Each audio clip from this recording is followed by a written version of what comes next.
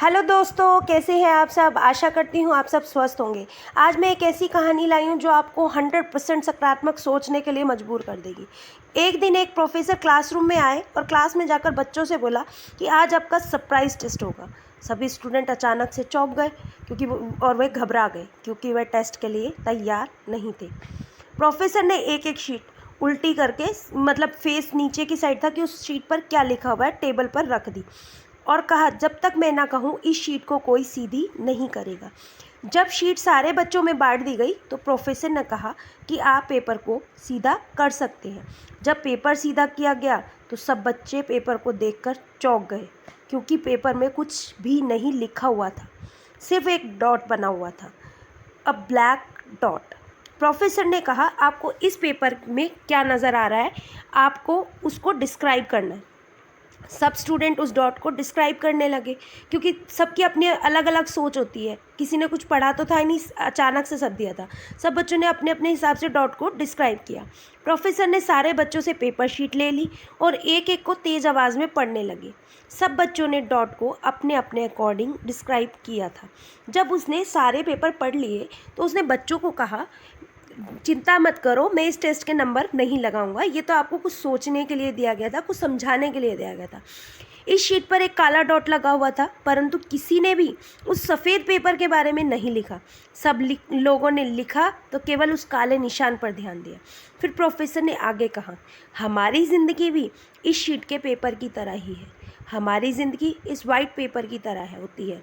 हमारी ज़िंदगी में खुश रहने के लिए, अपनी ज़िंदगी को अप्रिशिएट करने के लिए, मीन्स ज़िंदगी जीने के लिए कई सारे रीज़न है, परंतु हमारा ध्यान उस काले निशान, काले डॉट की तरह हमेशा हमारी प्रॉब्लम पर ही रहता है।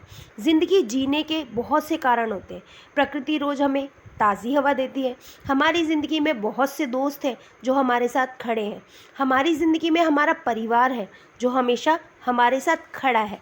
हमारी ज़िंदगी में हम नौकरी करते हैं जो हमें फाइनेंशियली हेल्प करती है, परंतु भगवान के दिए इन सब आशीर्वादों की वजह से हम लोग हमारी ज़िंदगी की छोटी छोटी प्रॉब्लम, जैसे हमारे पास पैसा कम है, हमारा स्वास्थ्य थोड़ा ख़राब रहता है, एग्ज़ाम में फ़ेल हो गए, किसी ने धोखा दे दिया, नौकरी नहीं मिल रही, इन सब की वजह से हम बिल्कुल हताश हो जाते हैं। कई लोग तो सुसाइड तक कर लेते हैं।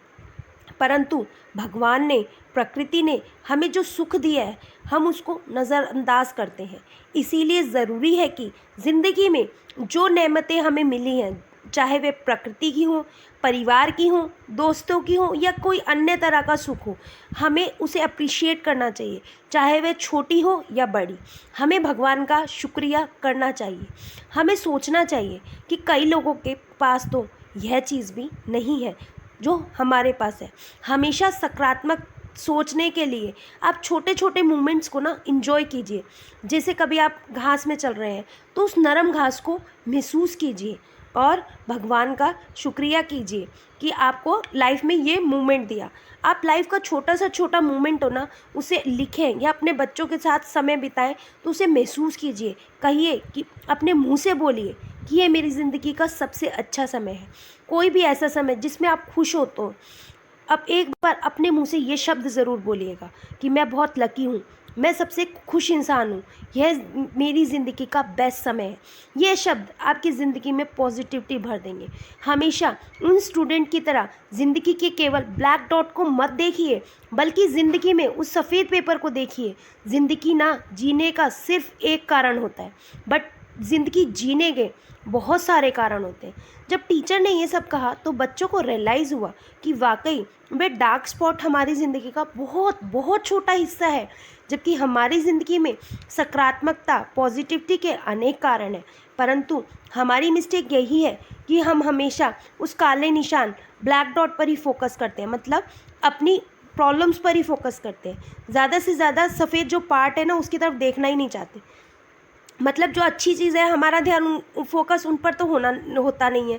हम हमेशा ज़िंदगी के ब्लैक डॉट को देखते हैं, हमेशा अपनी ज़िंदगी की छोटी छोटी चीज़ों और ज़िंदगी के छोटे छोटे पल के लिए ना भगवान को शुक्रिया कहना चाहिए। साथ में ये भी कहना चाहिए ये मेरी ज़िंदगी का बेस्ट मोमेंट है, ये बहुत ज़रूरी है। जब आप ऐसा बोलेंगे ना तो जिससे वह आपके दिमाग की मेमोरी में सेव हो जाएगा। आपकी ज़िंदगी और लोगों के लिए मिसाल होनी चाहिए आपकी ज़िंदगी। हमारी ज़िंदगी बिल्कुल इस सफ़ेद पेपर की तरह है जिस पर एक काला निशान लगा हुआ है। हम लोग रोज़ ज़िंदगी में कुछ परेशानी और कुछ चैलेंजेस का सामना करते हैं, परंतु उसके बाद भी हमारे आसपास बहुत सारी चीज़ें जो कि ज़िंदगी में अच्छी हैं, जो हमारी ज़िंदगी को अच्छा बनाती हैं, जिसको हम ध्यान नहीं देते, नोटिस नहीं करते। ऐसा नहीं है हमें परेशानियों पर ध्यान नहीं देना चाहिए, बट इतना भी ध्यान नहीं देना चाहिए कि पॉजिटिव थिंकिंग नेगेटिव थिंकिंग को ओवरशैडो कर ले, मतलब उस पर हावी हो जाए। जैसे सूरज पे बादल हावी हो जाते हैं, इस तरीके से नहीं होना चाहिए। सकारात्मक सोच पर नकारात्मक सोच हावी नहीं होनी चाहिए। ज़िंदगी में जब किसी ऐसे इंसान को देखो जिसके पास वह नहीं है जो तुम्हारे पास है, तो हमेशा अपनी ज़िंदगी को अप्रिशिएट करो कि हाँ मैं लकी हूँ, यह मेरे पास है। जैसे कि आपने देखा कि कोई रास्ते पर रोटी मांग रहा है, उसका घर नहीं है, तो अपने आप को खुशनसीब समझो कि आपका घर है, आपको खाने के लिए किसी से मांगना नहीं पड़ता। जैसे किसी आप अंधे व्यक्ति से मिले तो आपको भगवान को शुक्रिया अदा करना चाहिए कि भगवान ने हमें आंखें दी। हमारा दिमाग हमेशा प्रॉब्लम की तरफ खींचता है, परंतु हम थोड़ी सी मेहनत करके, थोड़ी सी कोशिश करके इसका ध्यान सकारात्मक ऊर्जा की तरफ खींच सकते हैं, पॉजिटिविटी की तरफ खींच सकते हैं। आप ये करके देखिएगा, आपकी दुनिया बदल जाएगी। धीरे धीरे आप में सकारात्मक ऊर्जा प्रवेश कर जाएगी, पर इसके लिए आपको मेहनत करनी पड़ेगी, कोशिश करनी पड़ेगी। हर छोटी से छोटी चीज़ को, हर छोटे से छोटे पल को एंजॉय करते समय भगवान को शुक्रिया करना पड़ेगा, कहना पड़ेगा कि मैं दुनिया का सबसे खुशनसीब इंसान हूँ। धीरे धीरे आपका दिमाग वैसे ही काम करना शुरू कर देगा जैसा आप सोचते हैं। ये लॉ ऑफ अट्रैक्शन भी है। आशा करती हूँ आपको ये कहानी पसंद आई होगी। आप इस कहानी को लाइक शेयर सब्सक्राइब ज़रूर कीजिएगा और अपने ऐसे दोस्तों को फॉरवर्ड कीजिएगा या ऐसे लोगों को फॉरवर्ड कीजिएगा जो नकारात्मकता की तरफ खींचे जा रहे हैं। आशा करती हूँ आप ये काम करेंगे, क्योंकि शायद एक सोच किसी की ज़िंदगी बदल सकती है। फिर मिलेंगे दोस्तों एक नई कहानी के साथ। तब तक हंसते रहिए, मुस्कुराते रहिए और अपना ध्यान रखिएगा। धन्यवाद।